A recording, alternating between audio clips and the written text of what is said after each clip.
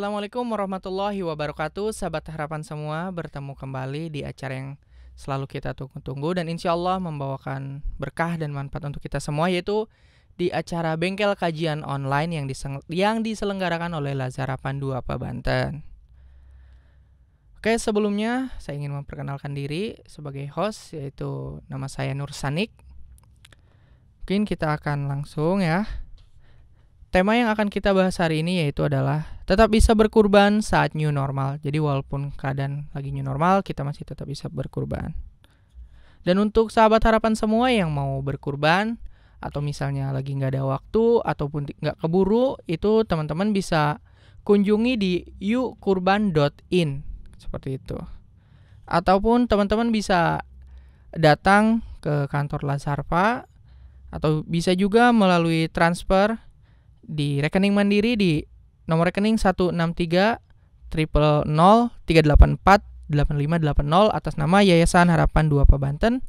Dan jangan lupa untuk konfirmasi ke nomor 0812 8722 8852. Nanti teman-teman bisa hubungi customer ataupun tim komunikasi kami untuk memilih kurban ataupun hewan kurban yang seperti apa, nanti insya Allah akan dilayani dengan baik oleh tim komunikasi kami, seperti itu. Nah, mungkin sebelumnya sahabat harapan semua, agar ada keberkahan di program acara kita, marilah kita memulai dengan lafaz basmalah. Bismillahirrahmanirrahim. Insyaallah acara hari ini narasumbernya akan dibawakan oleh Ustadz Ucu Syamsuddin LC. Assalamualaikum Ustadz. Waalaikumsalam warahmatullahi wabarakatuh. Bagaimana Ustadz kabarnya nih? Alhamdulillah sehat, sempurna, luar biasa. Selama pandemi ini bagaimana? Apakah banyak aktivitas Ustadz yang terhambat? Ya, kita aktivitas tetap menjaga aturan-aturan terkait SOP yang berlaku. Oke. Ya Ustadz, mungkin kita nanti akan sharing tentang kurban nih Ustadz, kurban di saat new normal. Tentang gimana sih misalnya hukumnya berkurban, terus padilah berkurban, ataupun misalnya banyak pertanyaan lah mungkin nanti yang akan dijelaskan. Nah, mungkin pertanyaannya adalah gimana sih hukumnya orang yang berkurban terus dia mencicipi atau memakan daging kurban, seperti itu. Bismillahirrahmanirrahim. Assalamualaikum warahmatullahi wabarakatuh. Innal hamdalillah nahmaduhu wa nasta'inuhu wa nastahdihi wa nastaghfiruh wa na'udzu billahi min syururi anfusina wa sayyiati a'malina. Innahu may yahdihillahu fala mudilla lahu wa may yudlil fala hadiyalah. Asyhadu an la ilaha illallah wahdahu la syarikalah wa asyhadu anna nabiyyana Muhammadan abduhu wa rasuluhu la nabiyya ba'dah. A'udzu billahi minasyaitonir rajim. Bismillahirrahmanirrahim. Inna a'tainakal kautsar fasholli li rabbika wanhar. Inna syani'aka huwal abtar. Wa qala Nabiyyu sallallahu alaihi wasallam fi ma yarwihi an Ibnu Majah radhiyallahu ta'ala anhu qala Rasulullah sallallahu alaihi wasallam, man kana lahu sa'atun falam yudhi fala yaqribanna masjiduna aw fala yaqribanna masajiduna. Al-hadis. Para hadirin kaum muslimin dan muslimat yang dirahmati Allah Subhanahu wa taala. Alhamdulillah, tidak terasa kita berjumpa lagi di tahun 1441 Hijriah, di penghujung tahun 1441 Hijriah, di mana momentum di penghujung tahun Hijriah ini adalah momentum Idul Kurban, yang mana Allah Subhanahu tabaraka wa taala telah mensyariatkan kepada umat muslim di seluruh dunia, yaitu umat Muhammad sallallahu alaihi wasallam, dianjurkan untuk melaksanakan sunnah kurban sebagaimana mencontoh sunnah Nabi Ibrahim alaihissalatu wassalam. Dan firman Allah Subhanahu tabaraka wa taala menekankan kepada kita dalam firman-Nya surat Al-Kautsar ayat 1-3, Inna a'tainakal kautsar. Sesungguhnya kami telah menganugerahkan kepadamu yaitu Al-Kautsar. Al-Kautsar huwa bimakna al-anharul udma ya. Al-Kautsar bimakna al-haudul udma. Yang dimaksud dengan Al-Kautsar adalah sebuah telaga yang sangat indah di surga Allah Subhanahu wa taala, telaga yang paling agung yang Allah anugerahkan kepada Nabi Muhammad sallallahu alaihi wasallam. Fasholli li rabbika, bahwa salatnya Nabi Muhammad sallallahu alaihi wasallam adalah sebagai wujud syukur kehadirat Allah Subhanahu wa taala atas nikmat Al-Kautsar. Inna syani'aka huwal abtar. Sesungguhnya orang-orang yang dulu mengecam kamu yaitu Abu Lahab, dia akan terputus amalannya. Al-ayah. Dan juga Nabi Muhammad sallallahu alaihi wasallam bersabda dalam hadis riwayat Ibnu Majah dengan mengatakan, "Man kana lahu sa'atun," barang siapa yang memiliki kelapangan ataupun keluasan rezeki dari Allah Subhanahu wa taala, barang siapa di penghujung tahun Hijriah ini Allah lapangkan rezekinya, falam yudhi, akan tetapi dia tidak melaksanakan ibadah kurban, maka fala yaqribanna masajiduna, maka jangan coba-coba mendekati masjid Nabi, atau jangan coba-coba mendekati masjid kami ya. Hadis riwayat Ibnu Majah radhiyallahu taala anhu.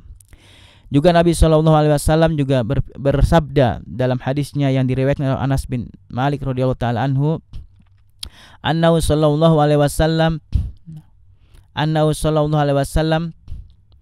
yudhi bi kabashaini amlahain ya, bahwa Rasulullah sallallahu alaihi wasallam beliau awal mula berkurban dengan 2 ekor kambing amlahain, kabashain yaitu kambing biasa, amlahain ya, kambing yang berwarna putih kehitam-hitaman, dan juga ada kambing berwarna hitam keputih-putihan yang memiliki tanduk, dengan baca bismillah Allahu Akbar ya, dengan mengucap bismillah dan bertakbir pada hari Idul Kurban, dan beliau menjolorkan kedua kakinya menghadap leher kurban. Hadis ini juga menegaskan kepada kita bahwa Rasulullah sallallahu alaihi wasallam beliau sebagai sebaik-baiknya teladan telah mencontohkan kepada kita umat Muhammad sallallahu alaihi wasallam tentang anjuran berkurban pada waktu Idul Adha insyaallah pada bulan Zulhijjah ya. Hadirin jamaah yang dirahmati Allah Subhanahu wa taala, pemirsa yang dirahmati Allah Subhanahu wa taala, juga dalil perintah kurban diperkuat dalam surat Al-Hajj ayat 36 sampai 37, yaitu a'udzubillahi minasyaitonirrajim, bismillahirrahmanirrahim, la yanalallahu luhumuha wala dima'uha walakin yanaluhu taqwa minkum. Al-ayah.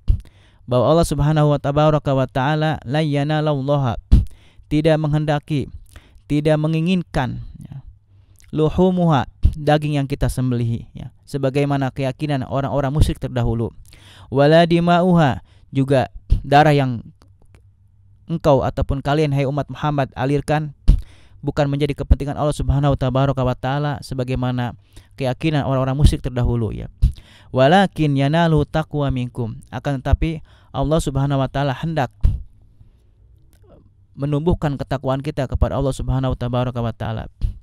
Dalam artian bahwa perintah ya, syariat berkurban itu adalah sebagai semata-mata sebagai bentuk ketakwaan kita kepada Allah Subhanahu wa taala dengan ritual yang sudah disyariatkan pada zaman Nabi Ibrahim alaihissalatu wassalam.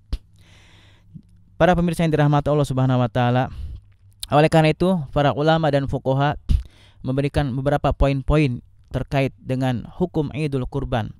Yang pertama, dari segi sifat, jenis hewan apa sajakah yang disyariatkan dalam Islam untuk dapat kita sembelih pada waktu Idul Kurban? Para ulama mengatakan sebagaimana firman Allah Subhanahu wa taala dalam surat Al-Hajj, fadhkurusmallahi 'alaiha shawaf, bahwa kriteria hewan kurban yang dimaksud dalam ayat tersebut adalah yang paling utama adalah seekor unta. Unta adalah hewan yang paling istimewa, hewan yang paling terbesar pahalanya dalam ritual kurban. Urutan yang kedua adalah sapi ataupun kerbau, al-baqar ya, awil jamus, menduduki urutan kedua daripada amalan kurban kita. Dan yang ketiga adalah domba ataupun kambing dan sejenisnya.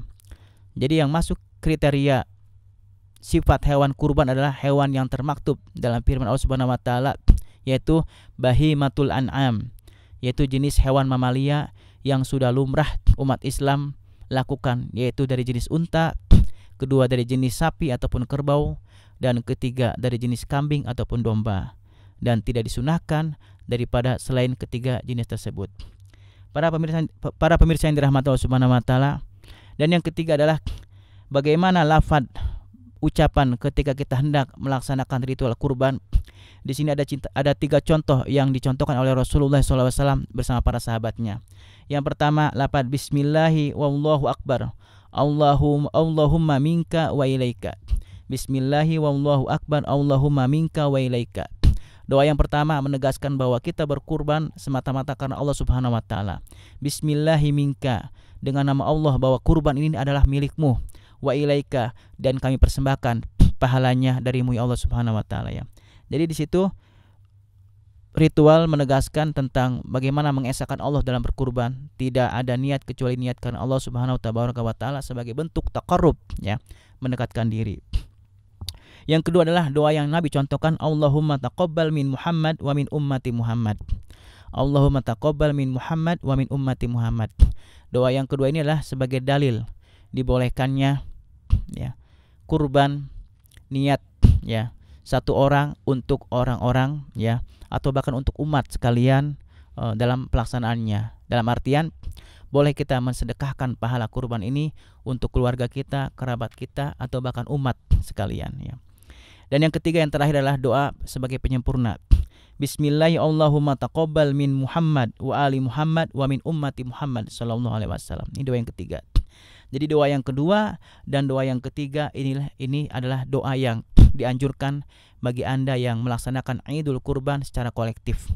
Sedangkan doa yang pertama yang berlafaz bismillahi wallahu akbar, Allahumma minka wa ilaika, ini adalah lafaz doa yang pertama menegaskan tentang niat pribadi ya.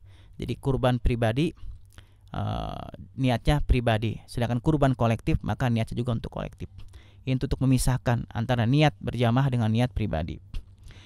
Pemirsa yang dirahmati Allah Subhanahu wa taala, kemudian poin yang berikutnya adalah tentang syarat ya, syarat sahnya kurban. Yang pertama, dia harus dari jenis al-an'am, yaitu hewan yang tadi saya sebutkan, sapi, unta, sapi dan jenis kambing ataupun domba. Dan yang kedua adalah cukup umur ya, cukup umur. Untuk sapi ataupun untuk unta itu harus berusia 5 tahun. Untuk seekor sapi yang layak untuk dijadikan kurban adalah sapi yang sudah atau dinamakan musinna ya, sapi yang sudah berusia 2 tahun ke atas. Dan untuk kambing itu berusia 1 tahun. Karena kambing lokal ya, atau orang lokal biasa mengatakan kambing kacang itu di usia 1 tahun itu dia sudah layak untuk disembelih menurut keterangan para ahli, baik itu ulama maupun ahli peternakan. Sedangkan yang terakhir dari kambing dari jenis domba ya, yang memiliki bulu yang sangat banyak itu adalah domba. Dia sudah masuk kelayakan untuk dikurban pada usia minimal 6 bulan. Itulah dia 4 kriteria daripada hewan kurban yang masuk dalam golongan bahimatul an'am. Jadi hewan-hewan yang mamalia yang biasa digunakan untuk ritual kurban ya. Hadirin jamaah yang dirahmati Allah Subhanahu wa taala, atau para pemirsa yang para pemirsa yang Allah cintai, berikutnya adalah syarat yang ketiga ya. Selain syarat jenis hewan, syarat usia hewan, yang ketiga adalah syarat sehatnya hewan ya. Bahwa dari keempat jenis hewan tersebut, baik sapi, baik itu unta, sapi, kerbau maupun kambing dan domba, itu harus dipastikan keselamatannya. Yang pertama, memiliki mata yang sehat, artinya tidak picak ya, ataupun tidak ada yang merah ya. Karena itu bukan hanya mengulangi kesahan, tapi juga pahalanya akan berkurang. Yang kedua, telinganya harus dipastikan sehat, normal ya, tidak ada yang terputus sedikit pun atau bolong, atau jangan sampai ditindik ya, itu juga dapat mengurangi keabsahan hewan itu sendiri. Dan yang ketiga adalah kaki ya, kakinya tidak ada yang pincang ataupun tidak cacat. Dari proses pembelian, pemeliharaan, bahkan sampai prosesi penyembelihan, pastikan kaki hewan itu tidak ada yang pincang satupun. Nah disitulah ya persembahan terbaik kita kepada Allah Subhanahu wa taala, harus betul-betul hewan yang sehat. Dan syarat sehat yang terakhir adalah bahwa hewan tersebut tidak kurus ya, tidak sangat kurus ya. Jangan sampai kita membeli hewan tersebut dalam keadaan kurus ya, itu juga dapat mengurangi keabsahan hewan tersebut ya. Hadirin para pemirsa yang dirahmati Allah Subhanahu wa taala, berikutnya adalah syarat sah berkurban ya, ataupun syarat sahnya pelaksanaan kurban ya. Jadi hewannya juga harus sah kita laksanakan, kita jadikan sebagai bahan kurban. Nah, bagaimana agar pelaksanaannya juga sesuai dengan syariat ya. Jadi kita ingin Lajs Harpa ini melaksanakan ritual kurban sesuai dengan kriteria SOP yang syar'i gitu. Yang pertama adalah harus menggunakan alat yang tajam. Jadi bisikinin hadah ya, dan dapat mengalirkan darah ya dengan baik.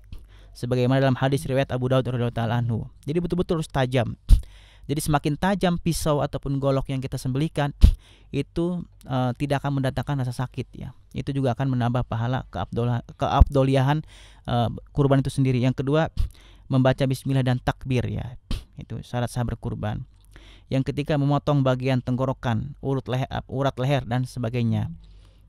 Ada bagian dua leher itu ya dalam kambing itu sendiri ataupun unta. Yang keempat, yaitu klasifikasi daripada pemotong itu sendiri. Harus memenuhi syarat berikut. Yang pertama, yaitu orang muslim. Jadi kalau jagalnya ataupun pemotongnya harus orang muslim. Tidak sah kalau bukan non muslim, kalau bukan muslim. Yang kedua, harus berakal ya.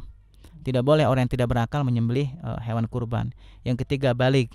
Yang keempat, anak kecil yang sudah memayyiz ya. Anak kecil yang sudah balik dan dia atau anak kecil yang sudah memayyiz itu boleh menyembelih kurban ya. Atau wanita ya juga boleh. Sebagaimana dikisahkan Aisyah pernah ikut menyembelih kurban juga. Dan ahlul kitab pun dibolehkan la ba'sa biha. Dan yang terakhir adalah jika ada hewan yang sulit untuk disembelih pada bagian tertentu, maka boleh memotong pada bagian-bagian yang ada pada leher hewan kurban untuk memudahkan dia segera mati gitu kan. Contoh banyak kasus ada hewan-hewan yang galak di hari H gitu kan. Hewan-hewan yang tiba-tiba berubah menjadi beringas, maka kita dibolehkan dengan ikhtiar yang terbatas untuk mematikan hewan tersebut agar dia bisa jadikan hewan kurban ya, seperti itu. Dengan syarat dalam kondisi darurat ya. Hadirin para pemirsa yang dirahmati Allah Subhanahu wa taala, dan yang terakhir adalah keutamaan berkurban ya. Jadi berkurban itu yang pertama keutamaannya adalah ataupun faidahnya, dia akan mendapatkan derajat taqarrub. Jadi kurban ini pahalanya melebihi pahala sedekah.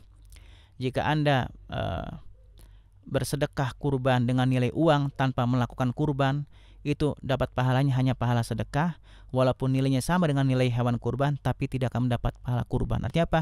Dengan kita mendonasikan uang kita untuk keperluan kurban di hari-hari tersebut, baik itu hari Idul Adha maupun hari Tasyrik, maka pahalanya menjadi pahala taqarrub ya, mendapatkan pahala sunnah muakkadah di atas kurban. Tapi jika kita mendonasikan uang kita untuk keperluan selain kurban, hanya sedekah biasa, maka kita tidak akan mendapatkan pahala kecuali pahala sedekah. Yang kedua daripada keutamaan berkurban adalah syafaat yang besar bagi para pekurban itu sendiri. Bahwa orang yang berkurban pada hari berkurban, dia akan mendapatkan syafaat dari hewan yang dia kurban. Sebagaimana hadis Nabi SAW yang menyatakan bahwa pada hari kiamat nanti, hewan-hewan yang pernah kita kurban, baik itu hewan dari jenis sapi, kerbau, unta maupun kambing, mereka akan menjadi saksi kita dengan membawa tanduk-tanduknya, dengan menghadirkan tanduk-tanduk mereka, dengan menyaksikan bulu-bulu mereka, dan dengan mengalirkan darah-darah mereka. Itu akan menjadi saksi pada yaumil qiyamah dan akan menjadi pemberat timbangan kita pada hari tersebut. Dan yang ketiga, hikmah sosial ataupun faedah daripada berkurban, sebagaimana firman Allah Subhanahu wa taala, "Wat'ibul ba'isal fakir wal mu'tar" ya. Kata Rasulullah, kata Allah Subhanahu wa taala, bahwa dengan kita berkurban maka kita telah melaksanakan kewajiban kita antara satu muslim dengan muslim lainnya. Oleh karena itu, dalam situasi kurban kita boleh memberikan kepada orang-orang kaya. Jadi sunnah kurban ini dapat mengakomodir semua kalangan, tidak seperti zakat pada umumnya. Kurban ini memiliki kriteria khusus. Dia bukan hanya saja mencukupi sepertiga keperluan keluarganya, tapi juga mencukupi sepertiga keperluan fakir, dan juga bisa memberikan hadiah ataupun kesenangan kepada orang-orang kaya di sekitarnya, dan akan mendatangkan mahabbah dengan sendirinya. Berikutnya daripada faedah kurban adalah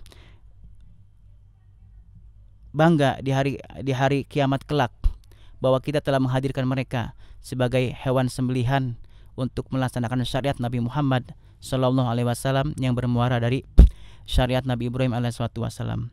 Saya kira demikian, mudah-mudahan bermanfaat dan mudah-mudahan Anda terpanggil untuk senantiasa mendonasikan harta Anda menuju syariat kurban kepada Lajis Harpa, agar kita senantiasa menjadi umat Muhammad SAW yang akan mendapatkan syafaatnya di yaumil qiyamah kelak.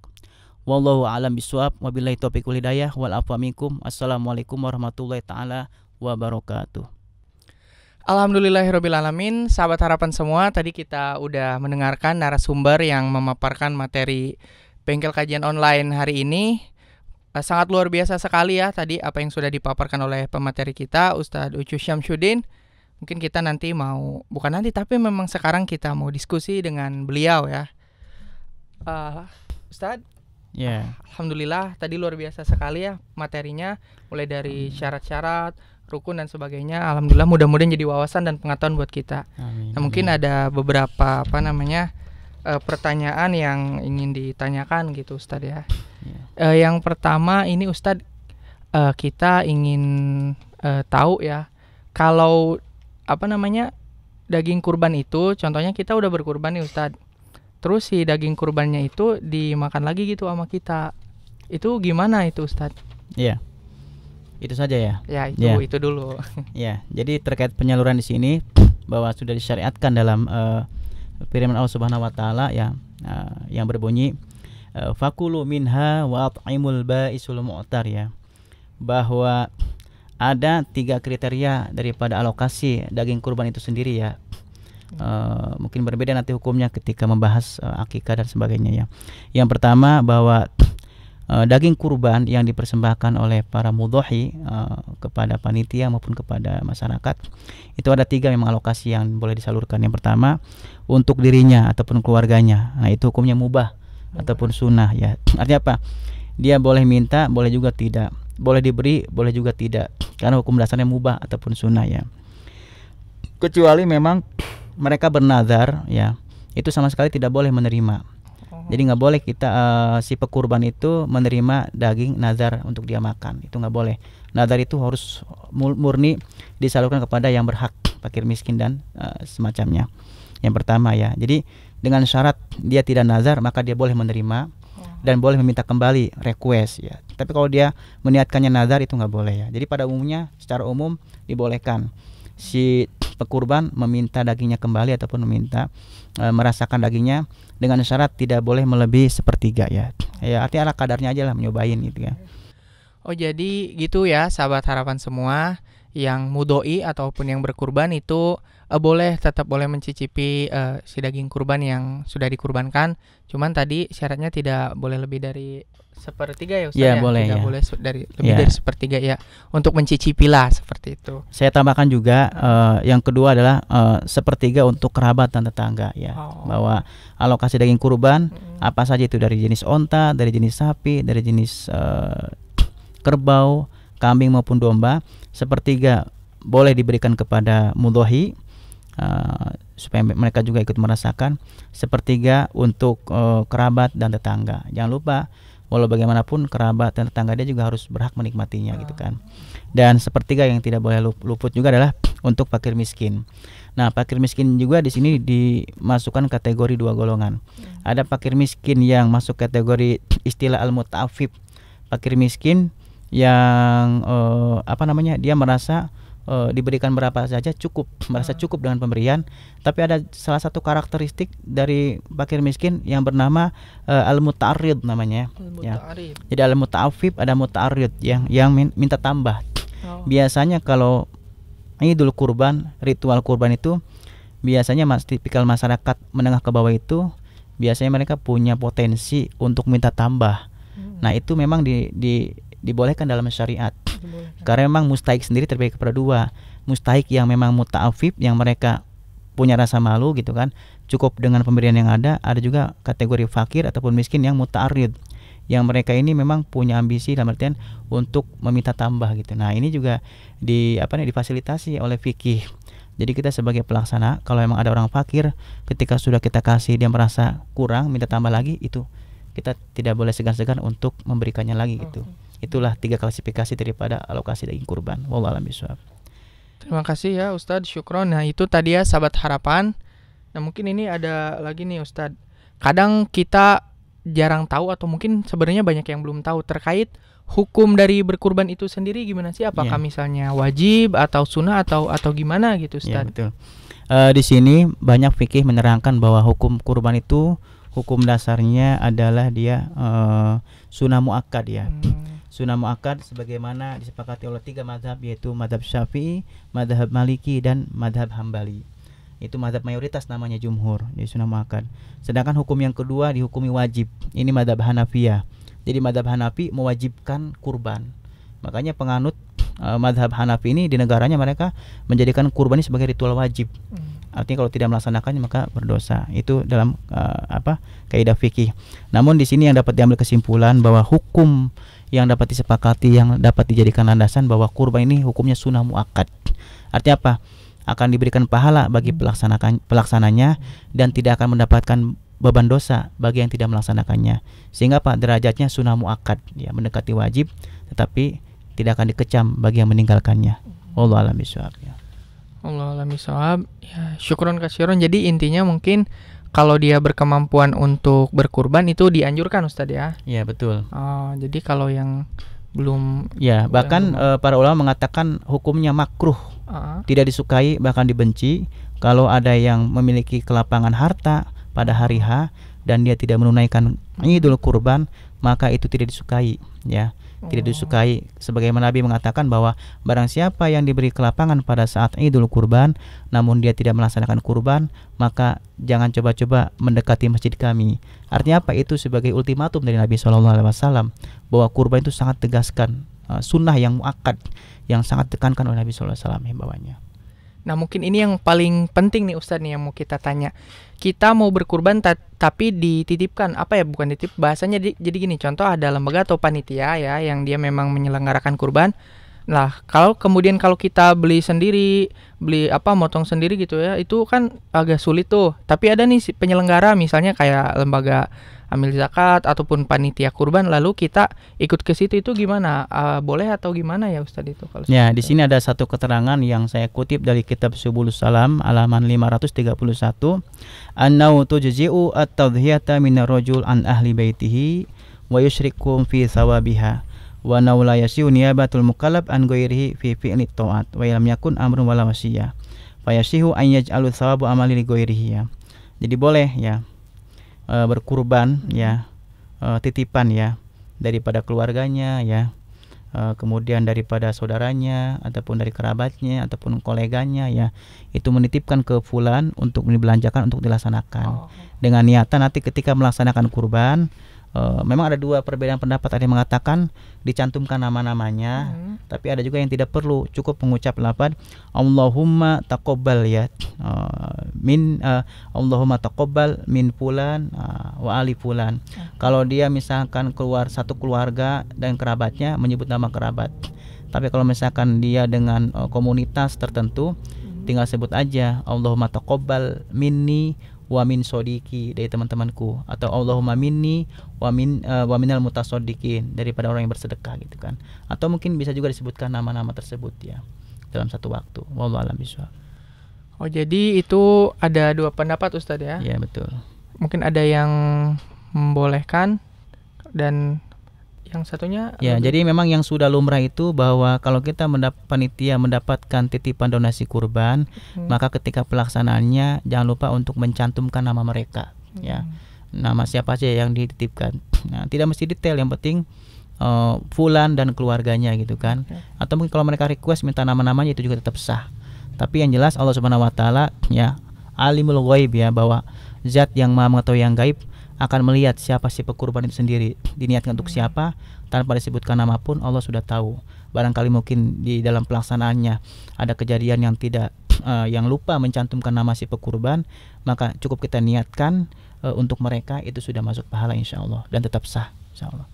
Alhamdulillahirrabbilalamin. Syukron katsiran Ustadz atas penjelasannya ya. Sahabat harapan semua, tadi sudah mendengar penjelasan dari Ustadz bahwa kita juga bisa menitipkan kurban kita kalau misalnya kita repot atau kita misalnya tidak bisa tertangani oleh kita pribadi, bisa kita titipkan seperti itu. Alhamdulillah acara kita sudah selesai, sudah rampung. Mudah-mudahan sahabat harapan semua bisa mendapatkan banyak manfaat, banyak ilmu dan juga wawasan-wawasan terkait kurban ini. Seperti itu.